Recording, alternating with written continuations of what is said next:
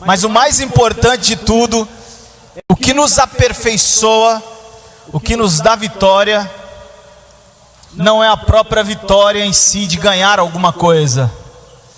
O que me dá vitória, por exemplo, foi uma aparente derrota. Quando Jesus Cristo morreu naquela cruz, o inferno todo estava pensando que a gente estava perdendo. Mas esse é o sinônimo da nossa vitória. Quando o mundo pensa que está tudo perdido, é aí que nós entramos vitoriosos. Amém? Então o que nos aperfeiçoa, na verdade, não é ganhar muito, mas é perder. Aquele que quiser vir após mim, negue-se a si mesmo, toma a sua cruz, perca a sua vida e renuncie a tudo. A nossa caminhada, a nossa trajetória, ela está ligada a abandono, a sacrifício e a perda. Aleluia, glória a Deus. Para que eu e você pudéssemos sorrir hoje, Jesus sofreu naquela cruz.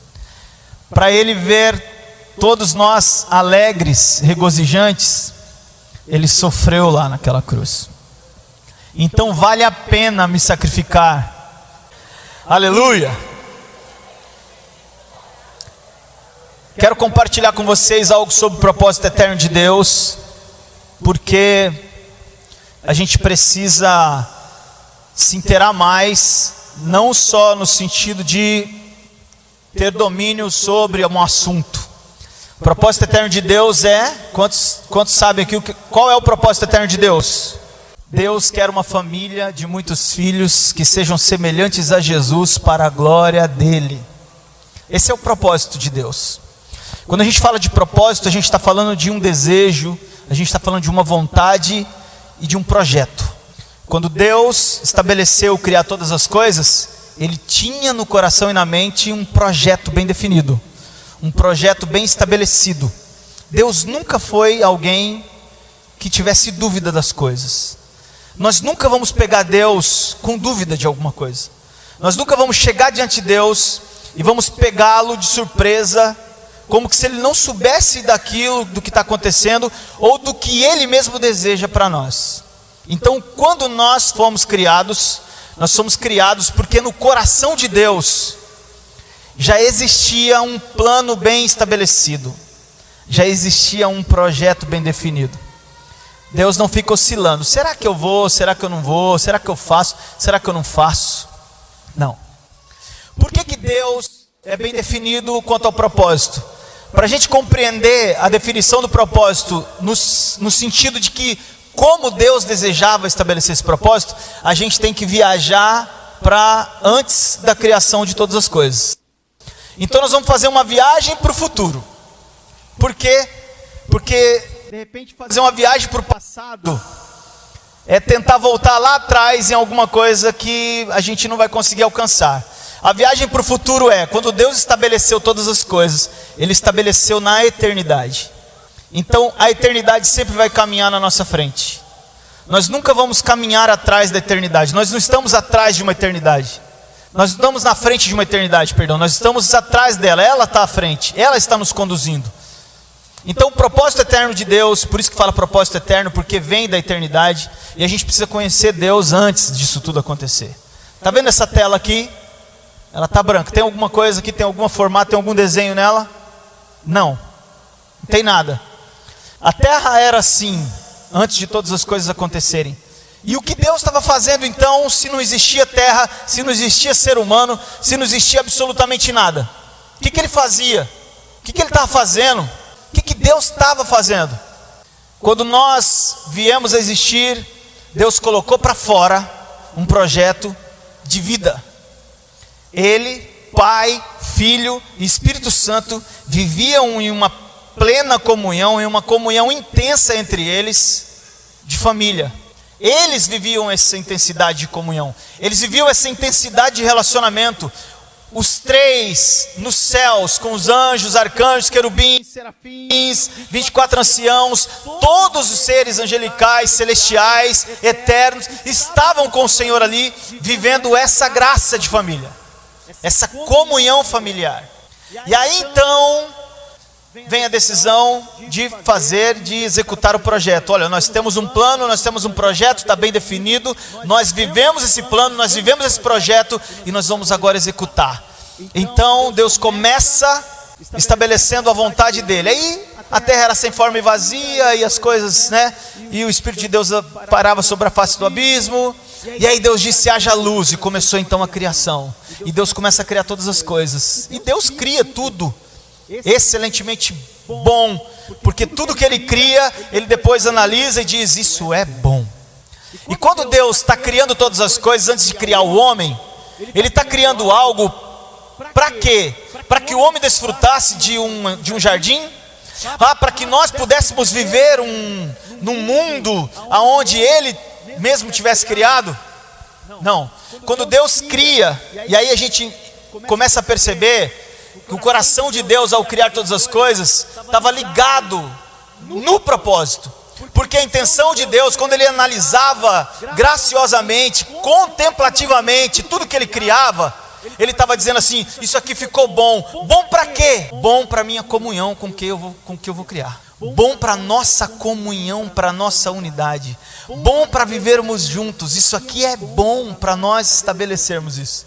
E Deus foi criando todas as coisas no intuito de que nós pudéssemos desfrutar com Ele do mesmo relacionamento que Ele já tinha com o Filho e com o Espírito.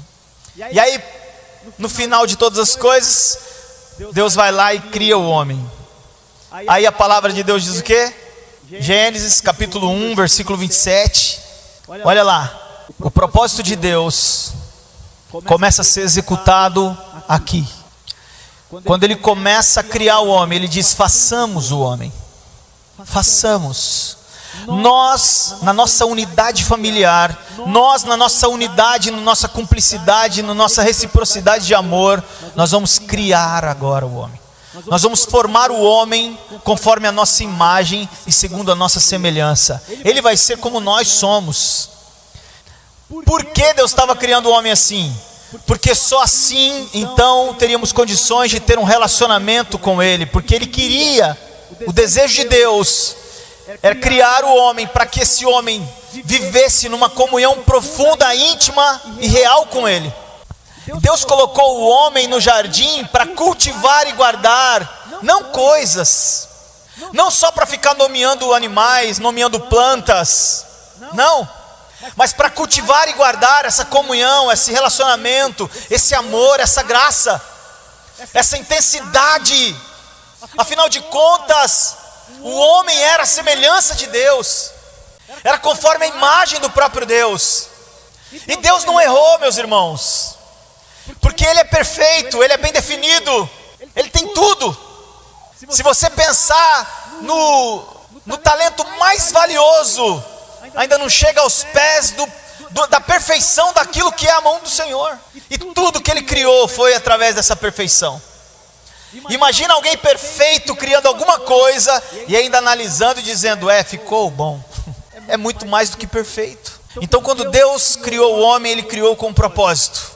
Esse propósito era para que esse homem que fosse criado também vivesse em família como Ele é uma família.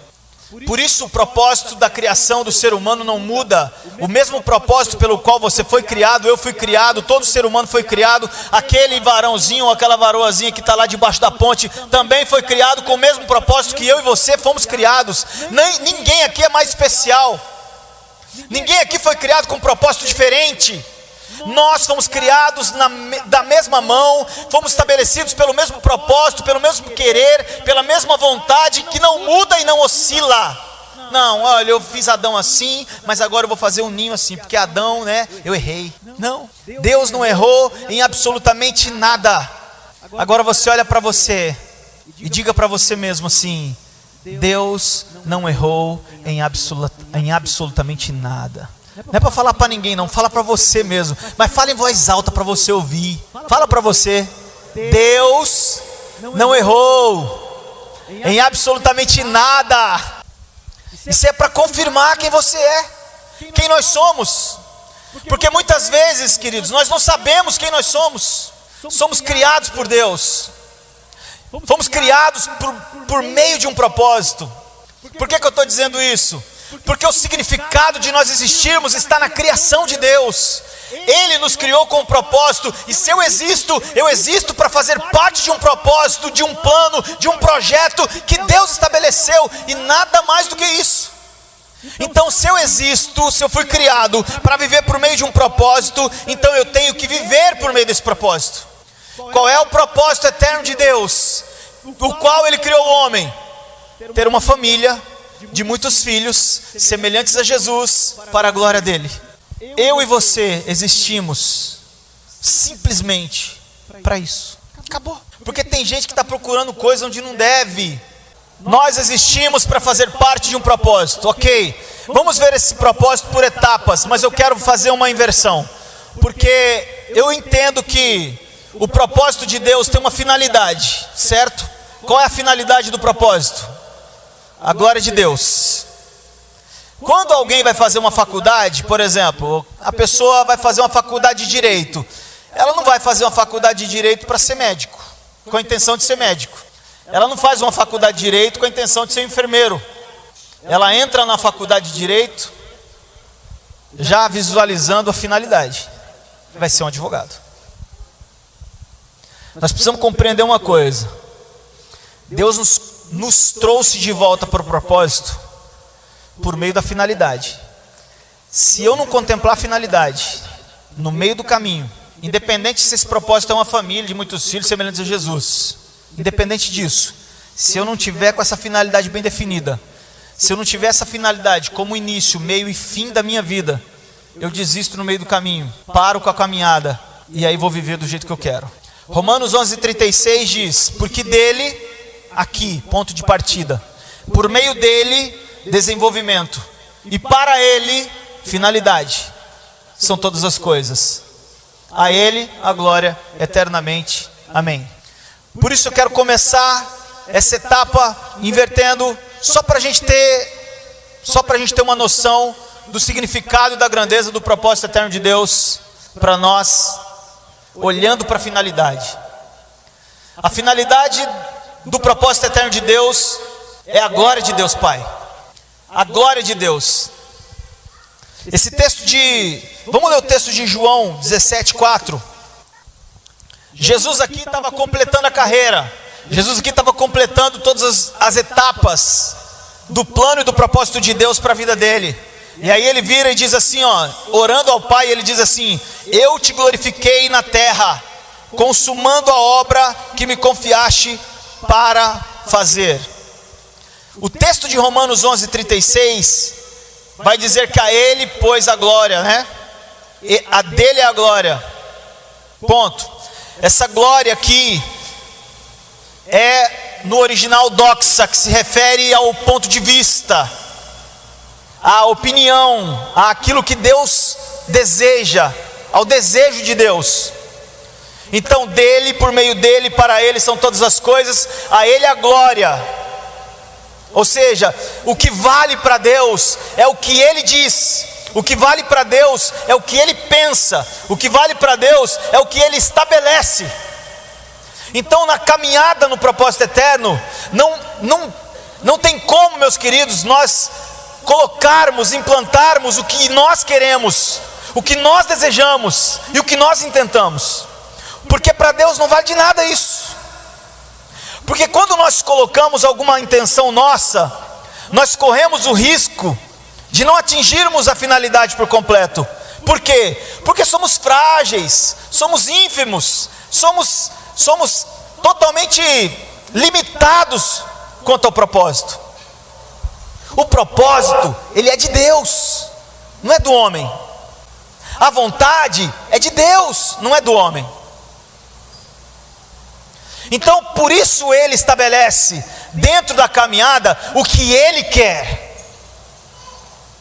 Por isso que está dizendo que do ponto de partida, no desenvolvimento e no fim, a glória, a opinião, o ponto de vista, a palavra final é dele. Acabou. E aqui Jesus vai dizer assim: eu te glorifiquei na terra. E sabe qual que é essa palavra aqui? Doxazo, que é exaltar, louvar, cumprir, fazer, realizar, conforme exatamente aquilo que ele estabeleceu e não o que ele mesmo quis. Na trajetória do propósito eterno, meus queridos, ser uma família de muitos filhos semelhantes a Jesus é cumprir esse doxazo, é fazer, é realizar, é estabelecer, é caminhar conforme ele deseja. Por isso Jesus foi bem enfático: Pai, eu te glorifiquei aqui. Como que Jesus glorificou o Pai? Pensando, fazendo, realizando e cumprindo tudo que ele determinou, sem impor absolutamente nada. E olha que nós estamos falando de Jesus. Nós não estamos falando de uma pessoa qualquer. Foi um homem como nós, tentado em todas as coisas. Hebreus 4,15 fala sobre isso. Ele é o grande sumo sacerdote, aquele que sofreu tentações como nós passamos, aquele que em tudo foi tentado, mas sem pecado. Por quê? Porque ele tinha algo bem estabelecido no coração. A opinião de Deus estava acima da opinião dele. O ponto de vista de Deus estava acima do ponto de vista dele. Então, para que nós possamos viver o propósito eterno, a primeira coisa que nós precisamos nos despir é do nosso próprio ponto de vista em relação a Deus. Como você vê Deus? Como você enxerga Deus? Como que você vê o propósito de Deus? Você precisa se despir disso. Nós precisamos nos despirmos disso. E então sermos revestidos de Cristo. Porque Cristo vai fazer com que nós passemos a viver aquilo que Ele quer. E aí então, tudo dele vai ser mais importante para nós. Ele, a pessoa dele, vai ser mais importante para nós. Todo sacrifício meu por ele vai ser válido, porque não é por mim mesmo, é por ele. Porque dele, por meio dele e para ele são todas as coisas. A ele a glória. É tão importante isso. Todas as vezes que eu penso nesse negócio de olhar pelo ponto de vista de Deus e como Deus fala e as coisas acontecem, eu fico lembrando de Daniel naquele quartinho orando lá. Não estava lá, né? Mas eu fico conjecturando, pensando, viajando, como que estava aquele varão orando e clamando por Israel, e intercedendo ao Senhor. E aí ele abre o olho, e quem está do lado dele?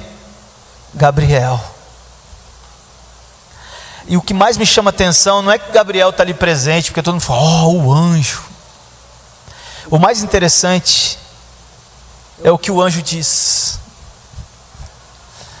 O anjo vira para ele e diz assim: Gabriel, ou Daniel, quando você começou a falar, me veio a ordem e eu desci. Lembra da oração do Pai Nosso que está no céu, santificado teu nome, venha a nós o teu reino. E aí tem uma parte importantíssima que Jesus diz, que é: seja feita a tua vontade, assim na terra, como que a vontade de Deus é no céu? A vontade no céu é assim: Gabriel, vai. E ele vai. Ah, Senhor, mas Daniel está lá, é longe a terra, homem caído, oh meu Deus, vou ter que ir atender. Ah não, manda outro. Miguel está aí sem fazer nada, não tem ninguém, o diabo já está preso, manda outro. Daniel não ficou lá: Senhor, eu acabei a oração e nada, cadê a resposta? E Deus olhou: ué, Gabriel, não te mandei ir, Gabriel, você não foi?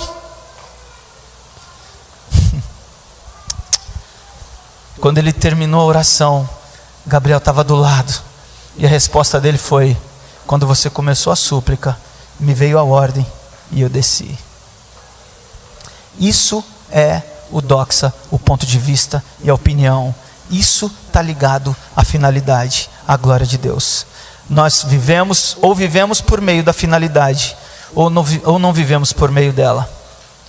Ou nós vivemos por meio da finalidade. Todo o propósito de Deus é constituído e estabelecido de forma excelente, ou no meio do caminho nós vamos encontrar algumas condições que vão nos interferir de viver esse propósito. E se nós não tivermos o nosso coração voltados para essa finalidade, queridos, então nós paramos aqui, porque não adianta absolutamente falarmos de família, e nem de filhos, e nem de semelhança de Jesus. Porque o que rege uma família, o que rege os filhos e a qualidade da vida de Jesus é o que Deus pensa, é o que Deus acha. Por isso nosso coração precisa estar totalmente entregue. Então eu vou pedir para você agora orar ao Senhor diante dessa opinião e dizer: Senhor, qual é a revelação do propósito do Senhor para a minha vida? O que o Senhor quer que eu faça em relação ao que o Senhor deseja? E aí nós vamos passar então para as próximas etapas, para que o Espírito tenha condições de revelar a nós. Você pode fazer isso. Senhor, se nós não ouvirmos o Senhor falar conosco em relação ao que o Senhor deseja para nós, então nós não podemos prosseguir. Porque é a Tua voz quem nos conduz, é a Tua voz quem nos dá direção, é a Tua voz quem nos orienta, nos sustenta, nos mantém em pé, como nós cantamos aqui. Em nome de Jesus. Eu tenho plena convicção, Senhor, que o Senhor, Pai, tem esse desejo. Quer que todos sejam salvos e cheguem ao pleno conhecimento da Tua verdade. Portanto, Senhor, nós queremos olhar por meio da finalidade que é a Tua glória, aquilo que o Senhor estabeleceu como princípio absoluto para nós, que é o Teu propósito, o Teu plano, o Teu projeto. Para que nós, ó Pai, não só absorver, ó Pai, essas coisas como informações, mas sejamos absorvidos como um propósito de vida. Para a glória do Teu nome, Senhor Jesus. Para a glória do Teu nome, Pai. Em nome de Jesus. Você vai fazer uma pergunta para quem está do teu lado aí. Você quer viver o propósito eterno de Deus? Pode responder. Se você quiser, pode responder. É uma pergunta, toda pergunta tem que ter resposta. Pergunta para alguém que está atrás, porque de repente atrás pode ser que alguém não tenha perguntado. Pergunta para quem está atrás. Você quer viver o propósito eterno de Deus? Então vamos lá. Quantos querem viver o propósito eterno de Deus aqui?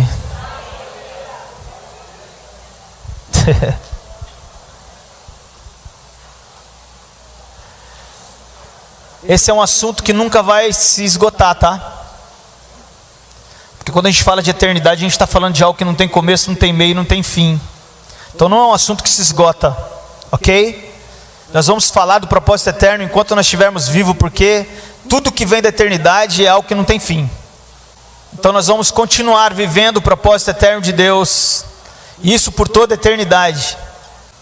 Amém? Não tente, um conselho que eu dou pessoal para você, irmão ou irmã, não tente dominar o assunto propósito eterno. Aliás, não tente dominar o propósito eterno como um assunto. Mas deixe que o propósito eterno de Deus domine você para que te conduza na sua vida. É isso que nós temos que fazer. Ele tem que nos dominar, não é um assunto a ser dominado. Isso aqui não é uma informação. O propósito eterno de Deus nos forma. Nós vamos ver. Diante dessa graça da finalidade que é o doxa de Deus, o ponto de vista, a opinião, aquilo que Deus quer, a glória de Deus, está uma família. Você pode anotar, Deus quer uma família. Diga para quem está do seu lado, Deus quer uma família. Família fala de unidade, certo? E unidade fala do quê? Quantos tem aqui?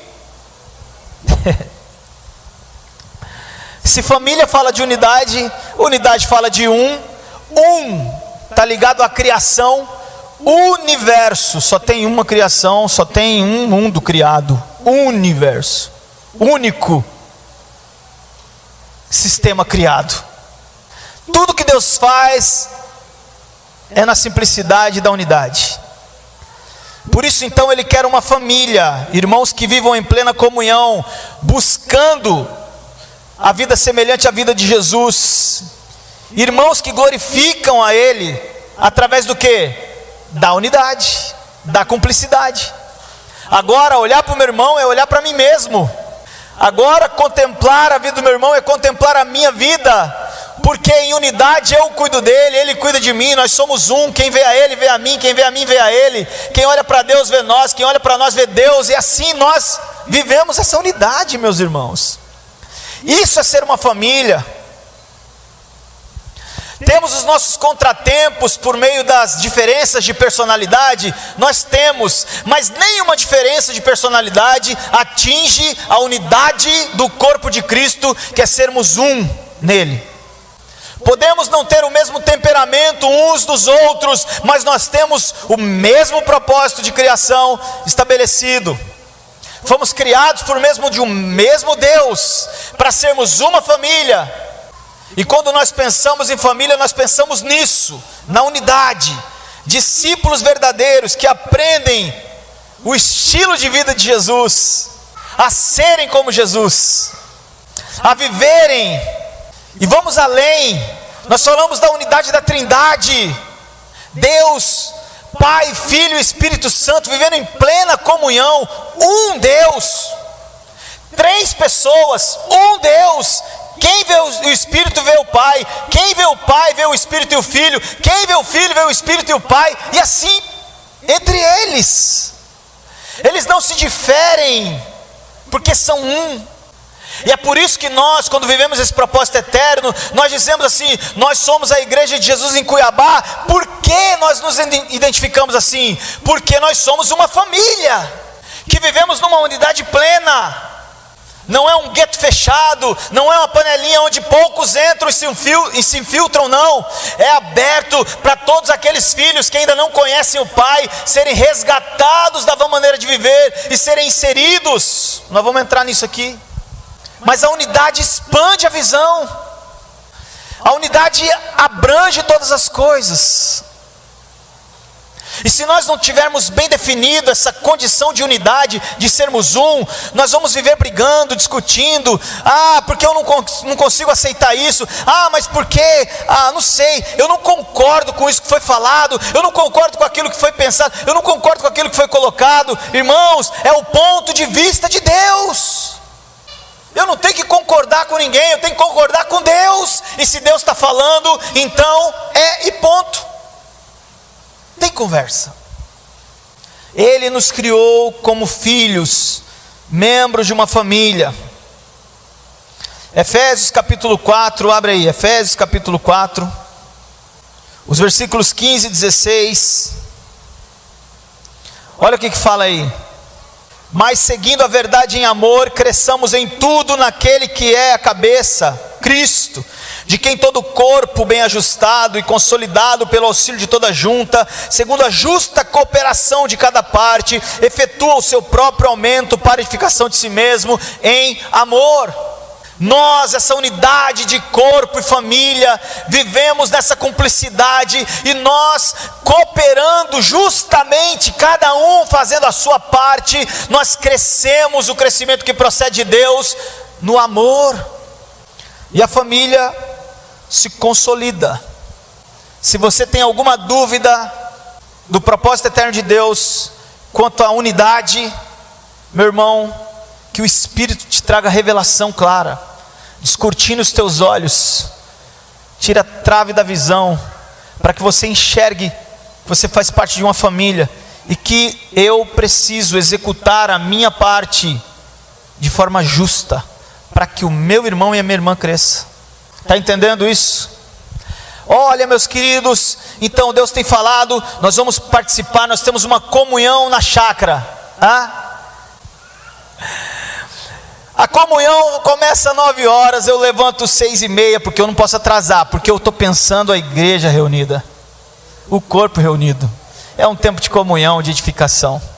E aí eu vou levantar cedo, tomar aquele banho, pensando na igreja, vai ser um dia agradável. E aí eu vou para a cozinha, preparo aquele tererezinho, faço um gelo, ponho uma erva melhor que tem, ponho no copo, levo, pensando nos tererezeiros. Arrumo minha mala, compro minha carne, pego meu refrigerante, levo para lá. Chego lá, cadê meu irmão? Meu irmão não está aqui. O que foi, irmão? Não, hoje eu estou cansado, semana cheia, não estava com ânimo. Reuni com a igreja. Os irmãos entendem, né? Vão compreender. Claro, querido, sim. Não tem problema.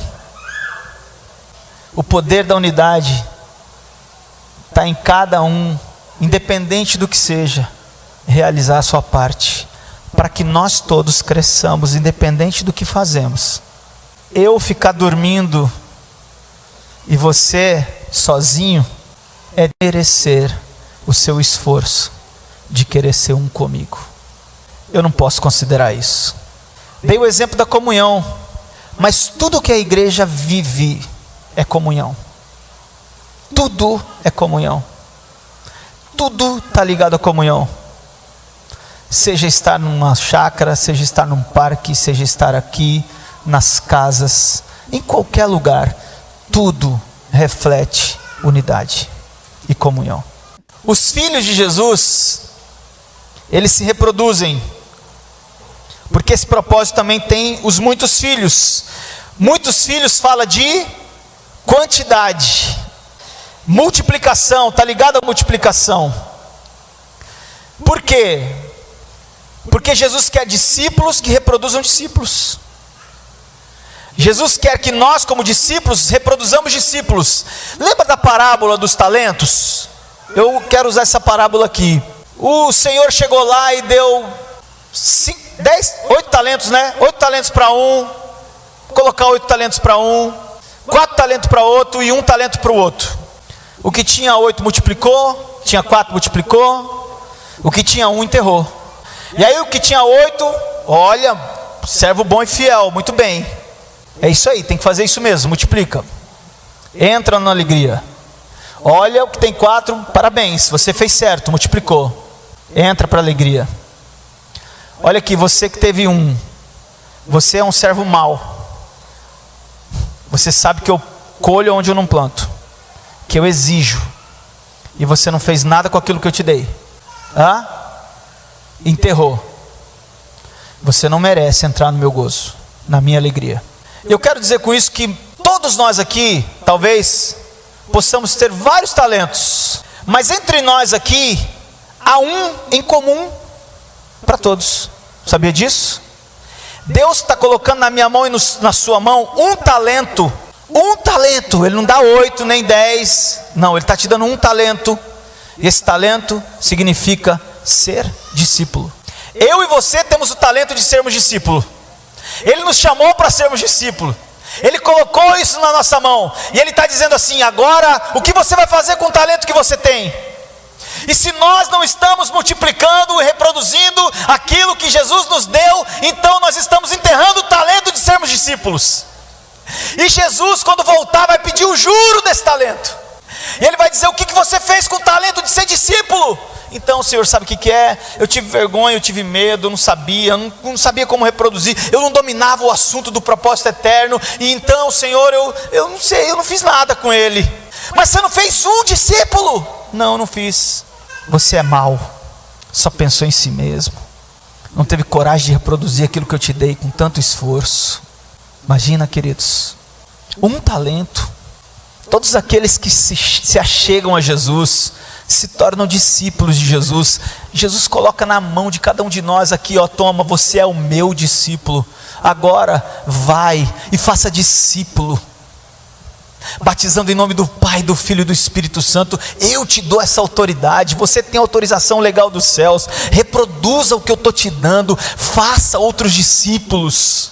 E aí sabe que tem muita gente que sabe o que o diabo coloca na mente de muita gente?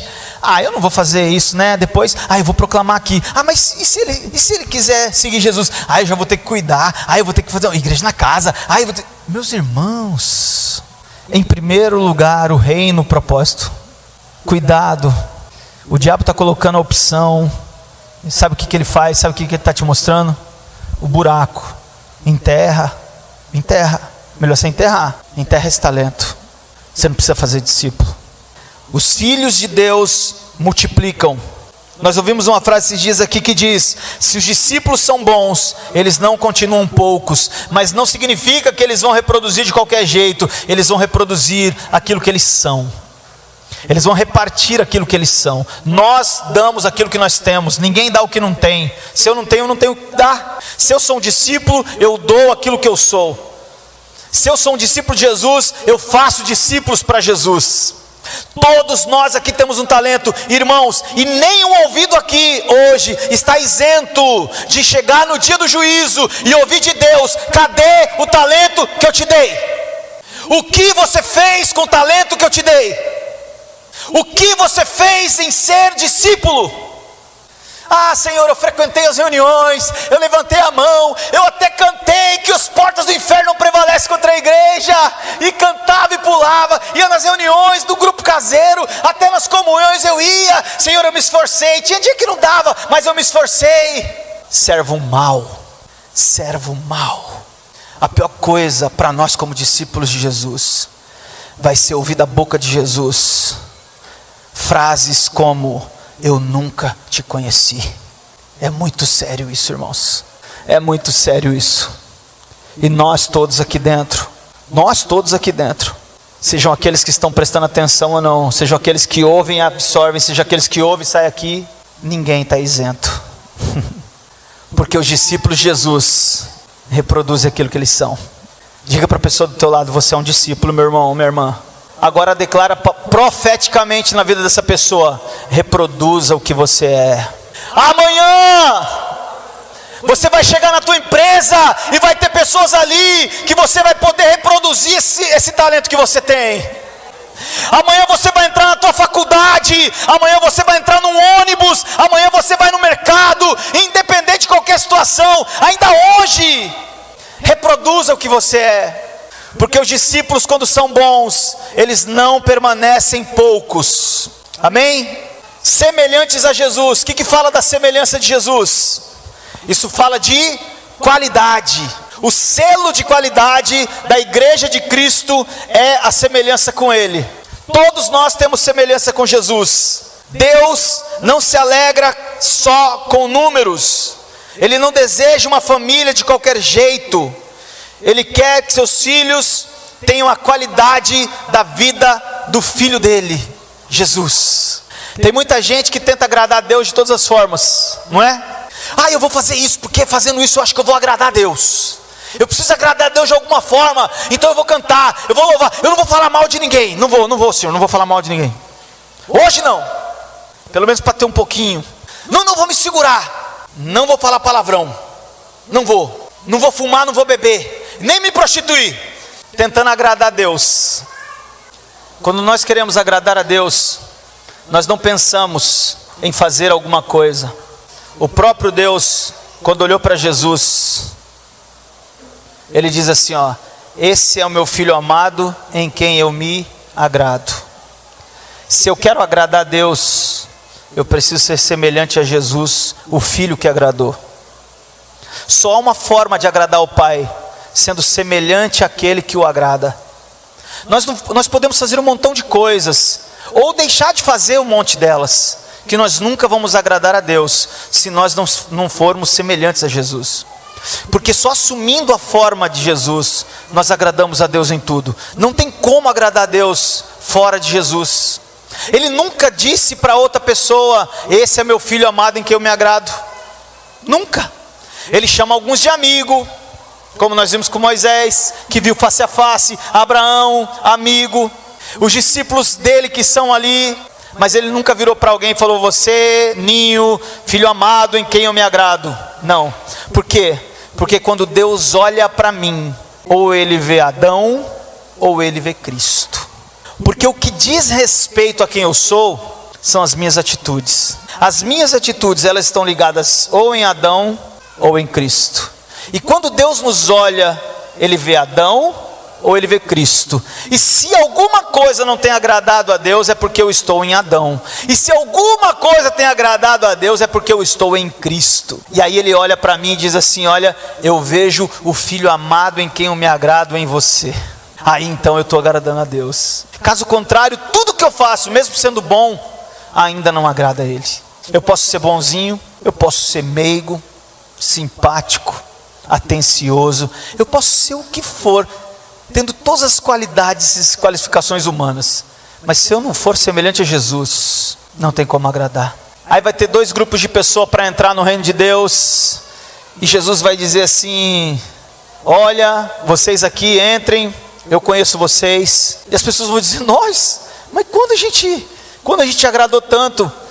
Vocês me viram com fome e me deram de comer, com sede me deram de beber, me viram nu e me vestiram, com frio e me cobriram, preso e me visitaram. Vocês foram o que eu fui. Entra. Vocês aqui eu não conheço, vocês vão ficar de fora, viu? Mas Senhor, nós pregamos, nós profetizamos, nós expulsamos, nós curamos. Não conheço. Eu conheço quem é semelhante a quem eu sou.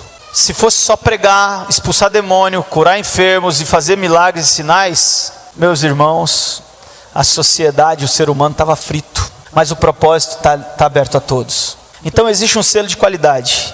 E esse selo de qualidade é a vida semelhante a de Jesus. O propósito é, por isso que Deus quer uma família que fala da unidade desses filhos. Esses filhos que são discípulos, que reproduzem outros filhos, se tornando muitos filhos.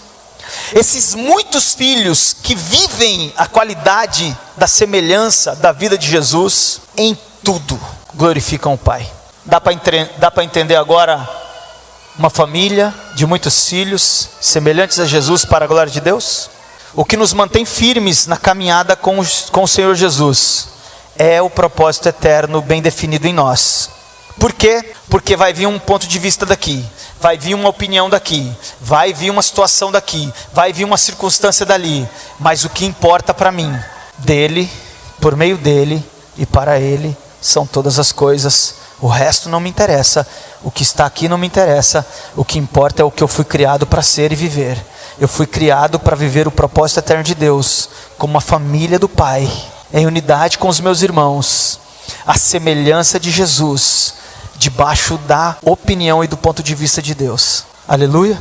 Esse é o propósito eterno de Deus. Amém? Eu quero orar em nome de Jesus. Queridos, com muita seriedade, quero dizer para vocês, o propósito eterno de Deus não é um jargão, não é uma brincadeira, é a nossa vida. Qualquer coisa fora disso tem que ser considerado amaldiçoado. Em nome de Jesus. Senhor, é o Senhor quem revela o teu propósito, o teu reino, o teu governo. É o Senhor quem estabeleceu todas as coisas. Antes de tudo existir, o Senhor já existia. O Senhor mesmo disse que nos escolheu no Senhor antes da criação do mundo para sermos santos e irrepreensíveis e perante o Senhor andarmos em retidão e justiça. Por isso nós compreendemos, Pai, que o teu propósito nunca mudou, não tem um plano B. Desde quando o Senhor estabeleceu todas as coisas, Senhor, nós estamos no teu plano, no teu propósito. E o Senhor nos criou por meio do teu propósito. E hoje o Senhor, ó Pai, tem nos revelado essa graça. Obrigado, Senhor. Nós somos pessoas que não merecemos, mas o Senhor, pelo teu grande amor, tem nos revelado a graça de viver